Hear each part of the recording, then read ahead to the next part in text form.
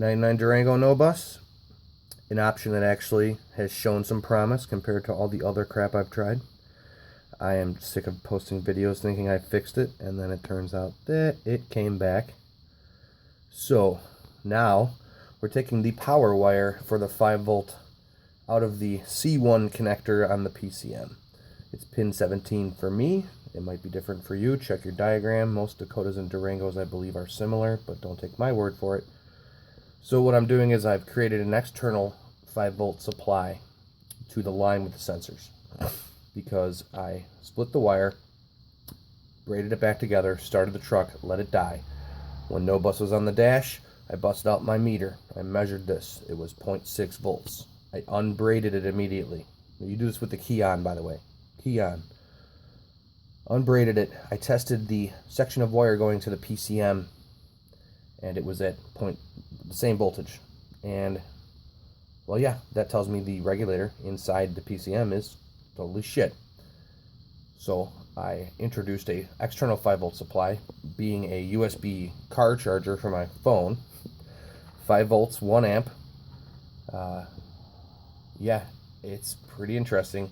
If you Google Durango no bus fix for under $5, you'll find this guy's post. You put pictures. The guy's pretty awesome. Yeah, it worked pretty nice. I want to introduce a diode situation to it. My cousin is a Chrysler mechanic, and he said backfeeding the PCM is always a bad idea. Even though it's already fried, and the question is, can it really do any more damage? Well, yeah, it probably kind of could. So right now, this is temporary. But when I start the truck and it no buses, I have this on standby, ready to be plugged into a cigarette lighter. I plug it in, the no bus disappears. I let it run, I start it right up. I unplug it, well, it's still hot, you know? You remember how it takes like 30 minutes sometimes for this shit to cool down? I don't know what this thing's trying to auto adjust on. But yeah, I plug in the cigarette lighter and it all goes away. I unplug the cigarette lighter and the car dies. Backfeeding could cause some issues. I was reading about how you could do a diode, perhaps. You can set up something, and that's my next project. But right now, I have a solution that I can make it drive. And that's all I wanted.